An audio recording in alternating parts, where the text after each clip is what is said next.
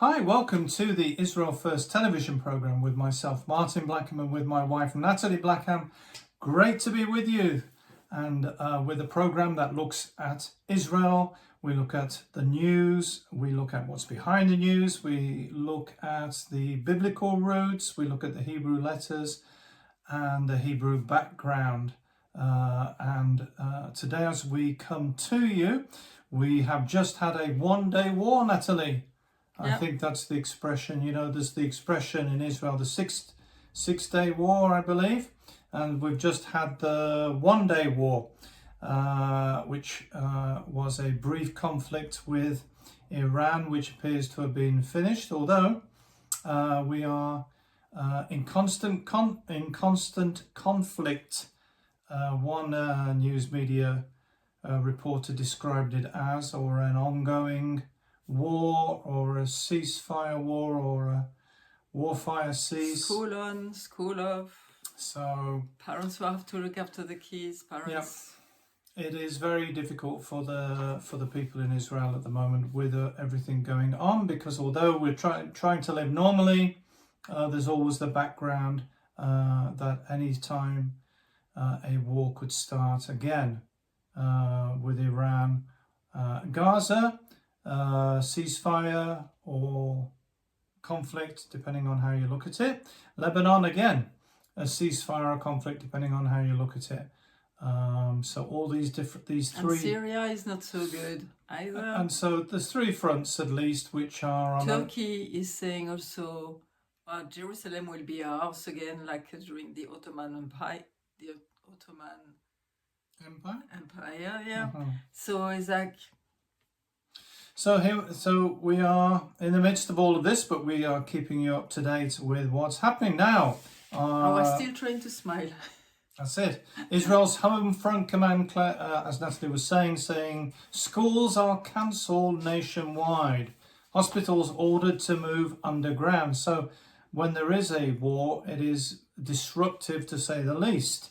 And Israel's Home Front Command announced just this Monday that the entire country was going into emergency mode, with the schools closing, and they were limiting gatherings of up to 200 people only in open areas, and 500 people in places where there's a protected space, which is another issue. A lot of people are very concerned that they're near a bomb shelter and will organise their day and you can next imagine, to a bomb shelter. No, like when you speak about that, it reminds me there was a wedding, and people started the wedding, everything was fine, and it's in the evening, and suddenly they had to finish it in the bomb shelter, which is like. Okay. And the health ministry said it had instructed hospitals across Israel to shift operations to underground facilities in accordance with Home Front Command guidelines. They were instructed to prepare patients to be discharged if they were ready to return home. There were some elective surgeries, and clinic services had been suspended. The only thing that was available was mental health, which was running as per normal. Those who needed emergency mental health facilities were still able to get that. The Educational Ministry said that in addition to cancelling classes, no matriculation exams or remote learning will take place. So not only did they not have school, but they didn't even have Zoom. The Ministry of Culture and Sports added that all educational activities completely cancelled. University of Haifa announced that in accordance with Home Front Command guidelines, it's switching to remote work starting Monday. Transport Ministry also said that it will be operating at 75%. I did notice buses occasionally, but not as regular as normal. The light railway was running it to some degree in Jerusalem and in Tel Aviv. And the Samaria Regional Council reported a direct hit on a Samaria neighbourhood. 4 homes were damaged, some of them severely. Fortunately, nobody was injured. And sirens sounded about 7 o'clock a.m. I think it was on Monday. Now, because of the war, and we've talked about this before, there is economic problems. People are having more and more difficulty with finances. 1 in 3 Israelis faces lower income as the Iran war deepens financial strain. After more than 2.5 years of wars, over 50% of workers in the north particularly, it's very, very difficult, report income losses and suffer a similar plunge in employment. About a third of employees in Israel are battling lower monthly income and a worsening financial situation as they struggle to recover from economic fallout. And if you've been working in the tourist industry, it's very, very difficult because tourists have been unable to get to Israel. We do have some planes running from Ben Gurion, but it's not anywhere near normal, and it's not foreign airlines. And hopefully I'll get around to that before the end of the program. Why? And you know, the IDI, the Israel Democracy Institute, has been studying this, and they say that the survey produces a troubling picture of a worsening economic impact affecting almost all the population groups, reflected in rising share of respondents reporting harm to their income and scope of employment.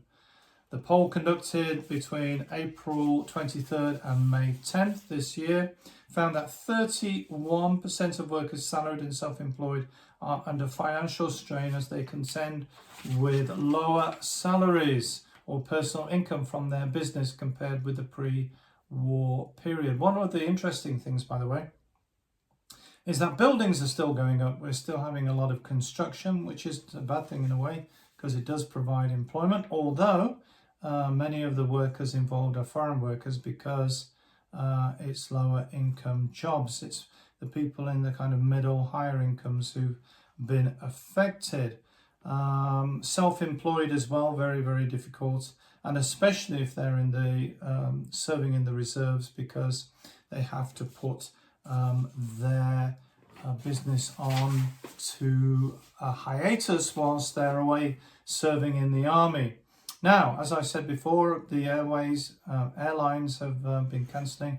British Airways has announced that it was significantly extending flight cancellations to and from Israel, and we're very sorry to those of our friends who are out there who were looking forward to coming over to Israel for the summer.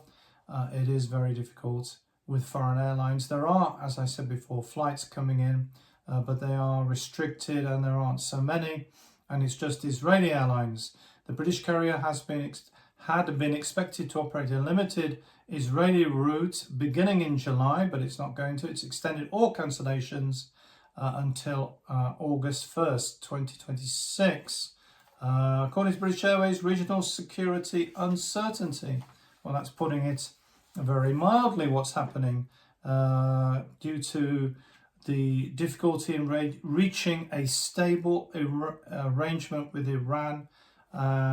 Some people would say, well, there is some certain interest that they don't want a stable relationship with Iran, but that's what the British Airways is saying is the problem. And it's not the only airline, Nathalie, who are pulling back from the Middle East. Several major international carriers have announced extensions to their flight cancellations. Delta Airlines will not resume the New York Tel Aviv route before September. The Atlanta route is suspended until December. And the launch of the new Boston Tel Aviv route, which people were looking forward to, those in the Boston area of the United States, well, it's no longer going to happen. It was postponed with no set date to be recommenced. Sorry about that. American Airlines extended the cancellation of flights from Tel Aviv and to Doha until January 2027, when the airline returns to Israel. It will have been absent from Israel since 3 years, Nathalie. United Airlines currently plans to resume flights to Tel Aviv in September. Air Canada suspended flights, those of our Canadian friends, until September as well.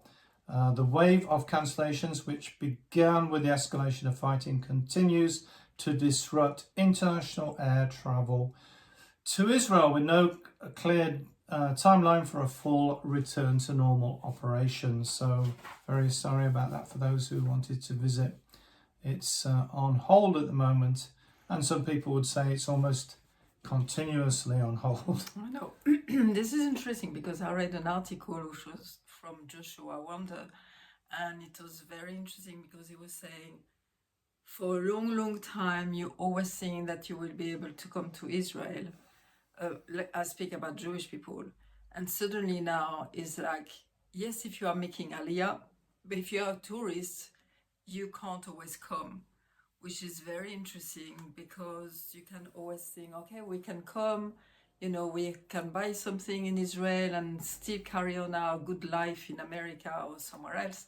And suddenly it's like, well, you know, things are changing, and we need to pray for the Jewish people to make their mind, because I think all these things we have to look, why is all these things happening? It's like because Israel is on the map, very much so now. And why? Because Mashiach, the Messiah, is not coming back to New York or Paris or London or another place in Africa or India. No, he's coming back here in Israel. So when you think this tiny little country, which is as big as Wales in the UK, or like New Jersey, I think they are saying in America, is like everybody's speaking about it. It's in the news every day. Everybody hear about what's happening here. Why?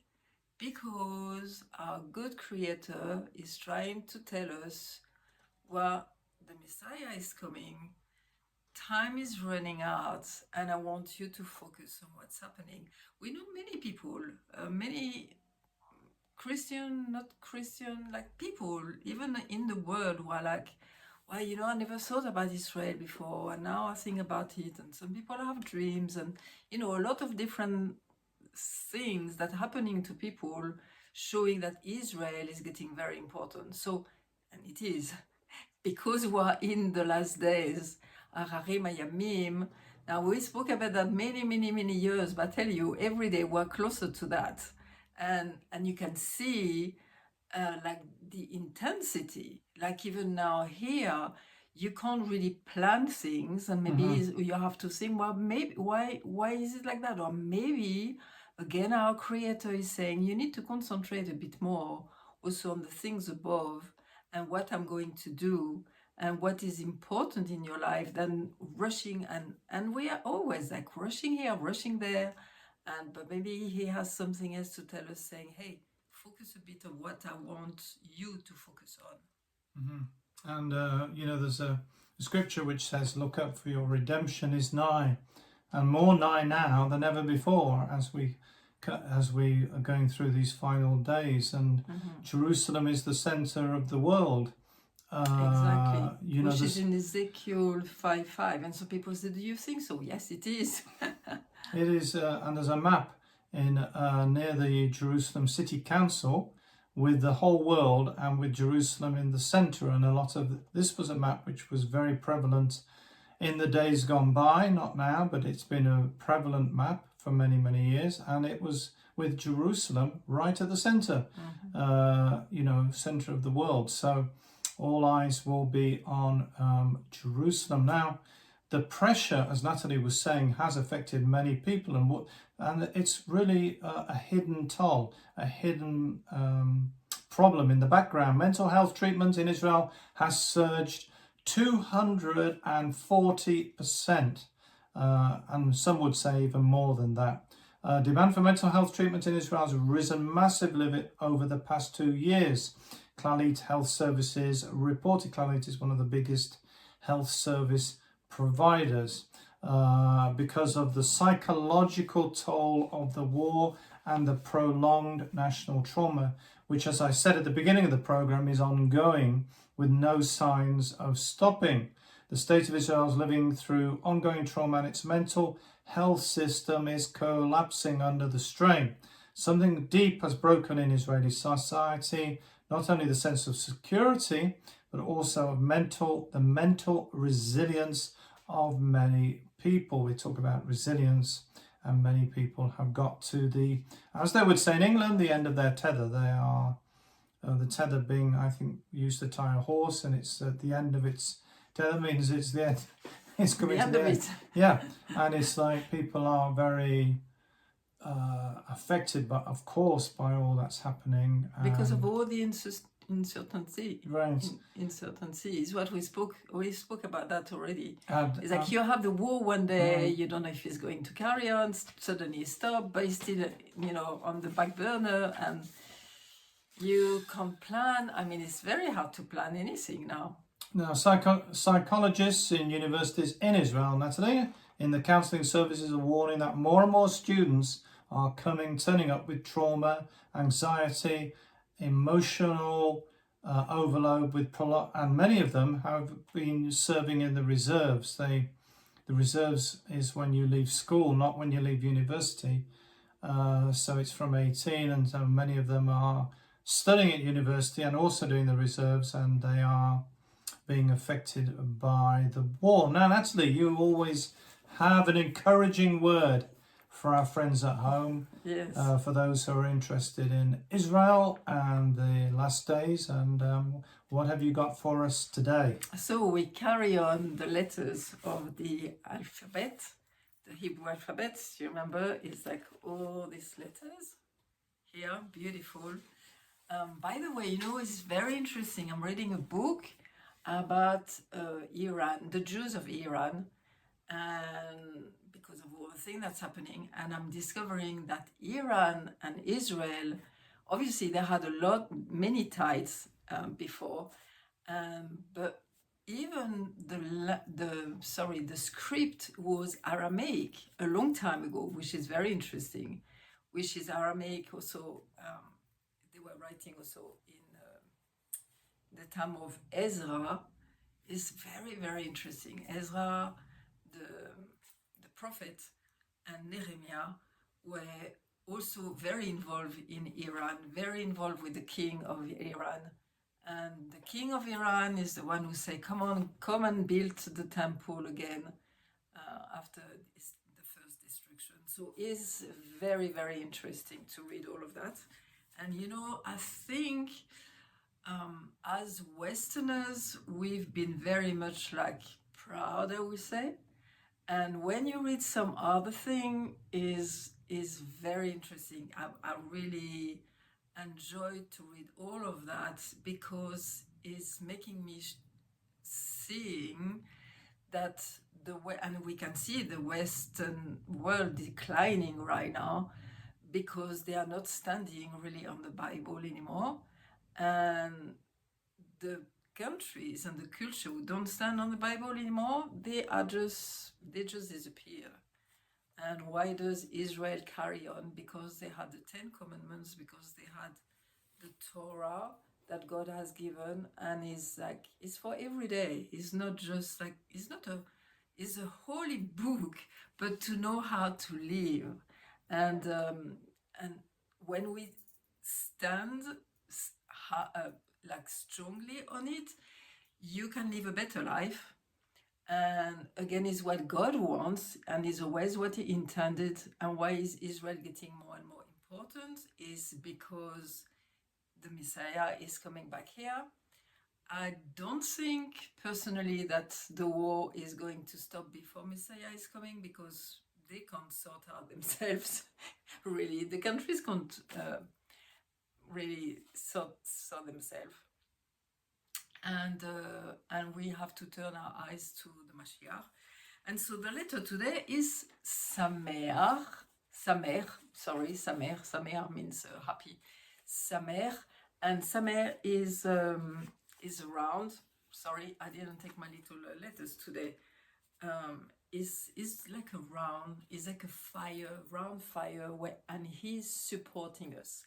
Our Creator, which is like the thing that I want you to remember today, is the 15th letter, is the number 60 for the numerical order, but He is our Creator, is our supporter, okay? And He's like encircling us all the time. And if there is things who are against us, he wants us to be in his wall of fire and he's keeping us safe. And if you look in your life, I'm sure that you can see that many times you've been rescued. You didn't have an answer, but he had the answer and he brought the answer for you. So this is really what I want you to remember this week, is that he is our supporter, our creator. He loves us. We're prince and princess for him. We're so precious to him. And I think this is very, very important to know. And again, speaking about Iran and all these things, I'm going to read you, which is very interesting, because if you look again, Samer is like the middle, Israel is in the middle, Jerusalem is in the middle, the temple is in the middle. And listen to this word, which was said by King Solomon, the one who built the first temple. Listen to that. When Solomon finished praying, fire came down from heaven and consumed the burnt offering and the sacrifices, and the glory of the Lord filled the temple. It wasn't the people doing things. It was God who was showing up, okay, manifesting himself. The priests could not enter the temple of the Lord because the glory of the Lord filled it. When all the Israelites saw the fire coming down and the glory of the Lord above the temple, I mean, you can imagine how it was, they knelt on the pavement with their face to the ground, and they worshiped and gave thanks to the Lord, saying, He is good, His love endures forever. Wow, this is amazing, because today I was reading also the Psalm 67. As you can imagine, it's not also always easy for us. We are encouraging you, but it's not always easy to live here in Israel. And God was encouraging me to read the Psalm 67. And it's exactly that. He said, just praise me. And at the end, it's like, He's good and His love endures forever. And this is what we are made to. I think things are really accelerating. And the only thing that we can do, and I'm encouraging myself as much as you, is like praise His name, because He is the God and is the mighty God. And as I mentioned before, things are particularly difficult in the north of Israel, where we are is difficult, and there is the pressure, but in the north it's been very, very difficult, because they've been having almost constant missile attacks from Lebanon. 1/3 of students are not registered for schools in Kiryat Shmona. Kiryat Shmona is really the last town, I would say, in the north of Israel. If you drive north from Jerusalem, Kiryat Shmona's just about it, I think, and then it's beautiful, by the way. And then you get to the Lebanese border. No parent or resident wants to raise their children like this, says Kiryat Shmona Mayor Avichai Stern, who warned that attendance in the north remains inconsistent. Quite understandable. Many parents don't want their children to be at school when there's a risk of a missile attack. At least 1/3 of the students have not registered. And the mayor is warning that prolonged instability in the northern Israel is pushing families away. Families are leaving the north of Israel and going to stay with family or friends or moving somewhere else.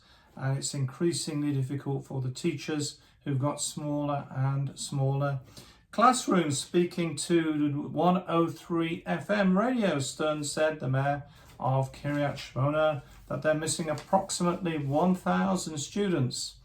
No parent or resident wants to raise their children like this, Stern said. If they do, it's for patriotic Zionist reasons. But how much longer can we test the resilience of the people here? In the end, resilience has a limit. Stern described the education system in Kiryat Shmona operating under continued security pressure, and said attendance remains inconsistent. He described recent holiday activities in which some students participated in person while others joined remotely because gathering restrictions are in place. and this is people who've been through all the COVID nonsense when everything was locked down. Then, of course, with Gaza, 2023 October, again there was all lockdowns and problems with schooling, and now with Lebanon in the north, there is again problems for the poor people of the north of Israel. So do remember them. They are certainly under attack. Well, it's been great to be with you.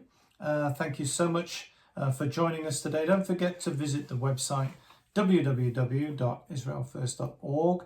Thank you to our friends and partners who make this program possible. And if you would like to financially support us, that we would really appreciate that. And you can go to the website, the donate page, where you can do that. And don't forget, we're the program that looks at the land, the people, and the language.